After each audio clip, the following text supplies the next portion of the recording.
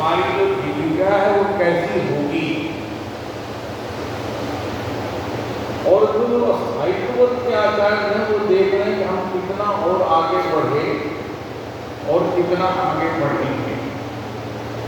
और जो हम यहाँ बैठे हुए अधिकारी वर्ग, तो हम ये देख रहे हैं कि हमारे कितने अच्छे आचार बन रहे हैं, हमारी व्यापकता पूरे देश में कितनी हो रही है, और हम ज्ञान और शिक्षा के मामले में अपने देश को कितना स्वावलंबी बना रहे हैं, ये हम देख रहे हैं।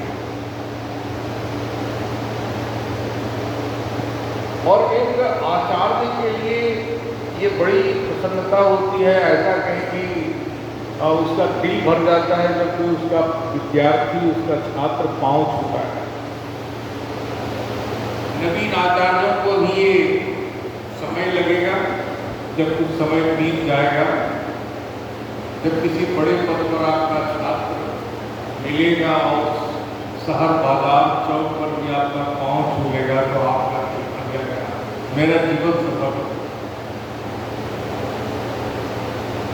और बड़ी एक कहावत में कहते हैं कि गुरु गुड़ चेला चीनी, तो उसका एक गलत अर्थ लोग लेते हैं कि गुरु तो गुड़ ही रह गया, चेला चीनी हो गया।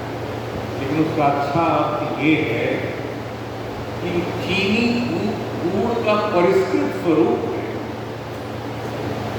और जब हम अपने छात्रों को आशीर्वाद देते हैं तो कहते हैं, बेटा हमें उस दिन सबसे खुशी होगी जिस दिन तुम हमसे आगे बढ़ो। ये एक सच्चा गुरु, एक सच्चा आचार्य यही अपना कर्तव्य निभाता है। आपने इन 20 दिनों में जो शिक्षा की फिलॉसफी जानी, जो संगठन के आयाम जाने, संगठन के स्वरूप को जाने, जो आप राष्ट्रीय शिक्षा नीति को आपने जाना, जो नवाचार को जाना, और जो नियमित जीवन जिया, जो कहते हैं कि हमने सूर्योदय नहीं देखा, तो जो आपने योग ध्यान किया, जो आपने सहजीवन जो है सो आपने बिताए 20 दिनों में, और इसमें जो आपने एक दूसरे के साथ चलना सीखा, संगठन के साथ चलना सीखा, अधिकारियों के साथ चलना सीखा, एक जो आप समन्वय सीखा आपने, ये आपने एक अद्भुत जीवन जिया है इस 20 दिनों में। और यह जो एक बार आ जाता है इस संगठन में, वह जीवन पर्यंत संगठन का हो जाता है। और आप ये कभी मत सोचेंगे कि बस नौकरी समाप्त और ये संगठन समाप्त, ऐसा कभी नहीं होता है। हम तो राष्ट्र बना रहे हैं, और राष्ट्र निर्माण कहाँ से शुरू होता है? हम व्यक्ति निर्माण से होता है। और उस व्यक्ति निर्माण कहाँ से होगा? ये आचार्य निर्माण से। जब हम बच्चे थे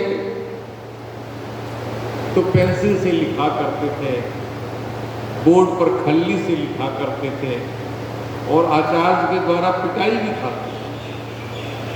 आज 70 वर्षों में कितना बदल गया, शिक्षा कहाँ से कहाँ तक चली गई। अब ऑनलाइन पढ़ाई होती, पहले फोन नहीं हुआ करता था, अब हर आदमी के हाथ में मोबाइल है, और जितनी बातें करनी नहीं चाहिए उससे 10 गुना, 20 गुना, 50 गुना बातें करते रहते। इसके साथ ही शिक्षा का स्वरूप पूरा बदल गया, एजुकेशन टेक्नोलॉजी बदल गई, और उस एजुकेशन टेक्नोलॉजी के जो अस्त्र शस्त्र हैं उसके साथ आपको चलना है, उसको धारण करना है।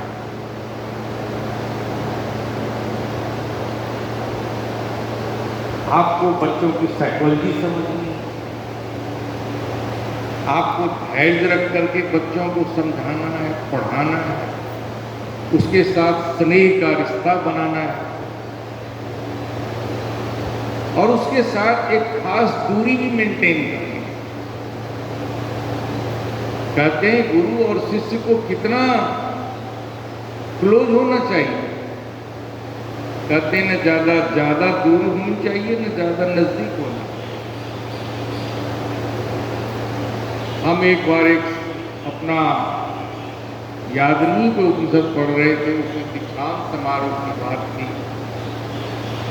और जो 20-25 सालों तक बच्चे आश्रम में रह करके पढ़ रहे थे, उनकी विदाई होने जा रही थी, उनका दीक्षांत होने जा रहा था।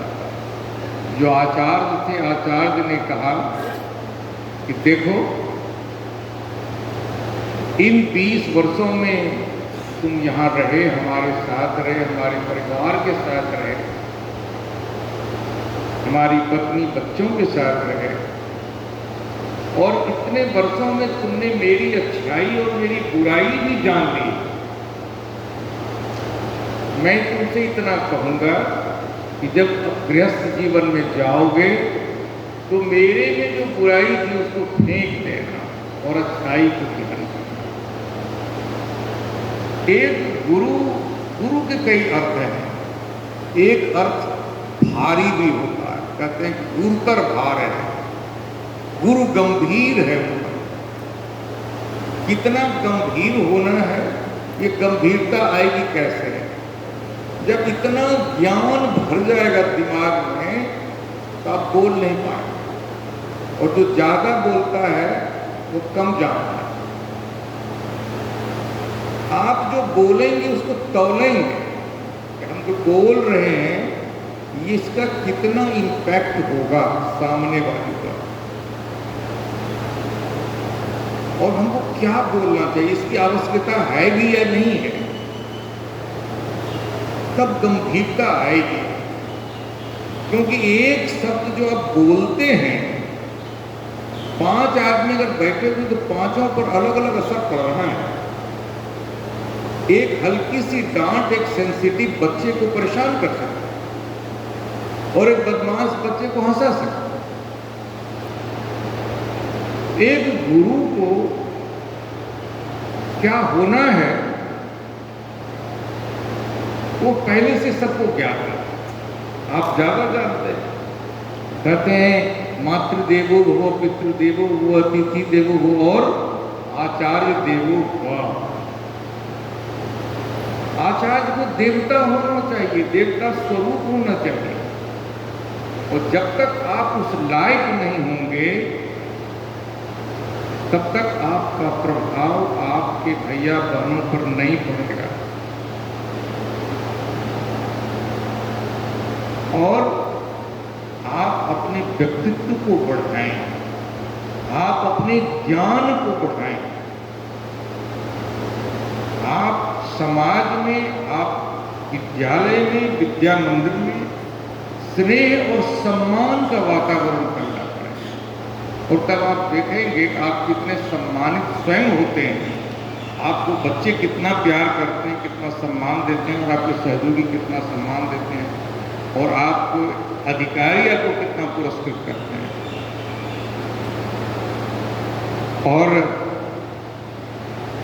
मैं समझता हूँ कि जो आपने 20 दिन यह सहजीवन जिया है, जो सीखा है, जो प्रशिक्षण प्राप्त किया है और इसके साथ जो आप अपने कार्यस्थल पर जा रहे हैं, यह प्रस्फुटित होगा, यह सुफलित होगा और हमारा विद्या भारती बहुत समृद्ध से समृद्धतर होगा। इन शब्दों के साथ आपको बहुत बहुत धन्यवाद, नमस्कार। आपकी यात्रा, घर की यात्रा सफल हो।